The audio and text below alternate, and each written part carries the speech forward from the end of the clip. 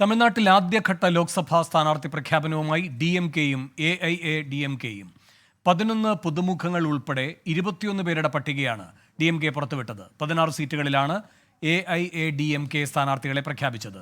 അധികാരത്തിലെത്തിയാൽ CAA റദ്ദാക്കും, governor നിയമനം സംസ്ഥാനത്തിന്റെ അനുമതിയോടെയാക്കും തുടങ്ങിയ വാഗ്ദാനങ്ങളുമായി DMK പ്രകടന പത്രികയും പുറത്തുവിട്ടു. മനീഷ് മൂർത്തി ചെന്നൈയിൽ നിന്ന് കൂടുതൽ വിവരങ്ങളുമായി ചേർന്നു. മനീഷ്, എന്താണ് വിവരങ്ങൾ?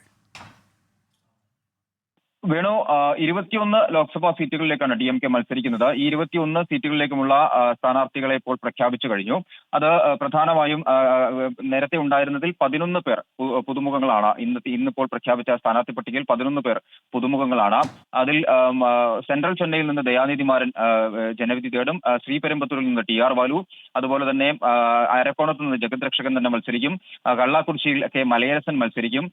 മാത്രമല്ല നീലഗിരിയിൽ നിന്ന് A രാജ, അതുപോലെ തൂത്തുക്കുടിയിൽ നിന്ന് കനിമൊഴി, അങ്ങനെ തേനിയിൽ നിന്ന് തങ്കത്തമിഴ് ചെലവൻ, അങ്ങനെ നിലവിലുള്ള MP മാരെല്ലാം തന്നെ മത്സരിക്കുന്നുണ്ട്.